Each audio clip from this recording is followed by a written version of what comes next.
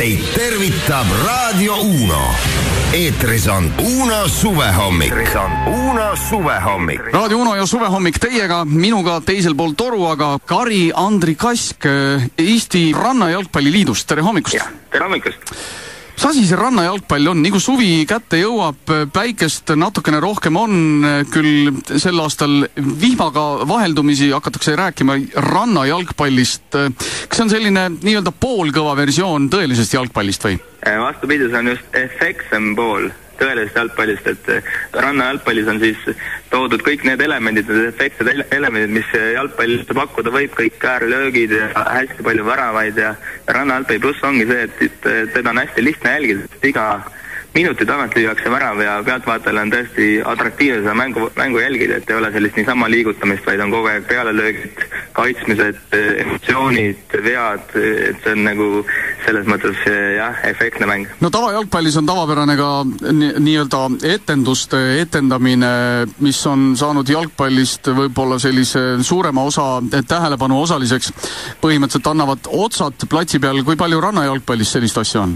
Ja rannajalgpallis on veidi vähem füüsilisem mäng, kui on tavajalgpall, et seal kuna mängitakse liiva peal, siis loomulikult on pehmem kukkuda kui tavajalgpallis ja väljak on väiksem, et võib-olla hoogu ei saa ka üles kui tavajalgpallis, et rannajalgpall nüüd see Brasiiliast pärit mäng, kus on nii-öelda neil juba sünnist saate selline efekt, et kui keegi puudutab, siis lastakse ennast kohe pikali ja nõutakse viga, et eks selles mängus on ka, aga siin see mäng on üldse mängitakse 5-5 vastu, kui tavajalgpall on siis 11-11 vastu ja nii palju siin selliseid füüsilist kontakte ei ole kui tavajalgpallis ja eks ikka üritatakse kohtunikku nii-öelda hanetada, aga noh, Eestis on õnneks väga head kohtunikud, et näevad selle hästi läbi. No kui palju tegelikult selliseid tegevjalgpallureid, kes Eestis jalgpallimurul ringi jooksevad, ka rannajalgpalli mängida saavad? No saavad ikka, et hetkel on ainukene reegel on siis Eesti Jalgpalliliidu kokku lepitud selline, et Eesti jalgpalli meistriliiga mängijad ei tohigi seda mängu mängida, kes siis hetkel sellel aastal pallivad siis meistriliigas, aga kõikide ülejäänud mängijad on see võimalus olemas ja rannajalgpalli pluss on just see, et iga aasta tulevad ainult nooremad mängijad peale, kui vanasti 10 aastat tagasi alustasime, siis olidki niimoodi, et nii-öelda jalgpalli lõpetavad mängijad 40 pluss tulid mängima nii-öelda oma lõbuks, aga rannajalgpalli tase on ka läinud juba selliseks, et enam sellised vanad mehed liiva veel joosta ei jõua ja ainult nooremad 18, 19, 20, 21 sellises vanuses mängijad tulevad peale ja väga head mäng. Aga harrastustasemel on loomulikult nendel väikene eelis, kuna pall on enamast ajast õhus ja sa pead täpselt õhust tabama ja eks see tuleb kasuks ikka, kui sa oled ennem tavajalgpalli mänginud. No rääkisid siin tasemest, kui kõrgel on aga Eesti rannajalgpalli tase selles mõttes, et ma saan aru, et mingid maailmameistrivõistlused ja Euroopa meistrivõistlused ka vist ikkagi toimuvad sellel alal?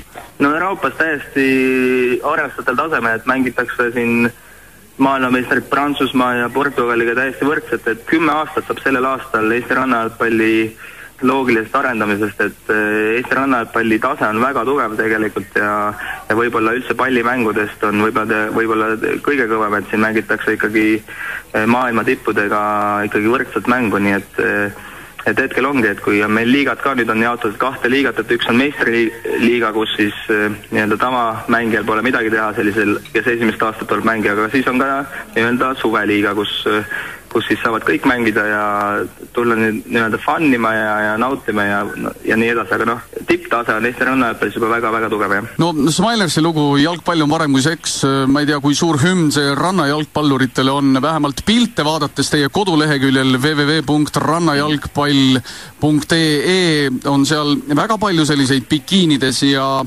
napis rõivastuses preilisid näha. Kuidas teil selle seksi ja jalgpalli võrdlusega on? See rannajalgpalliga on muidugi käsikäes, et siin on meil igal etapil on meil 400 pluss sportlikku poissi ja loomulikult tulevad bikiinitürikud tulevad neid vaatama ja kas see tähelepanu nagu ei koondu valedele asjadele? Ei, selles mõttes, et just on vastupidi, et konkurents on naiste osas, kes võitlevad nende poiste pärast, et poisid siin väga ei peagi vaeva nägema, et tuleb natukene siin efektseid lööke teha ja ongi juba nii-öelda olemas, aga mis puutub, et jalgpall on parem kui seks, siis ütleme, seks on ikkagi parem. Väga hea, seda vastust ma ootasin ja eriti Sex on the Beach, eks ju? Sex on the Beach ja see ongi rannajalgpalli võlu, et ei ole ainult jalgpall, vaid kõiki mänge saadab rannamuusika, ilusad tantsutõrjukud tantsivad ja lisaks loomulikult koondub väljakute ümber väga ilusaid bikiinitõrjukud, nii et nii pealtvaatajale kui mängijale on nauding. Igal juhul ma saan aru, et terve suvi igal nädalavahetusel mingisugune rannajalgpallivõistlus kuskil Eestimaal toimub, lähemad nädalavahetused on koondunud Pärnusse. Jaa, kutsume kõiki Pärnu randa, niikuinii on juba kõik suveinimesed siin, kui on kena ilm, et nii 21. kui 28. juulil, ehk siis laupäevased päevad, on Pärnu rannas siis Pokerstars rannajalgpalli meistriliiga ja esiliiga, nii et võite siia nautima tulla nii head muusikat kui jalgpalli, et siin on kõik võimalused olemas, nii et Pärnu randa. Aitäh sulle, Kari-Andri, ja soovin sulle siis liiva suhu! Jah, aitäh! Radio Uno suvehommik.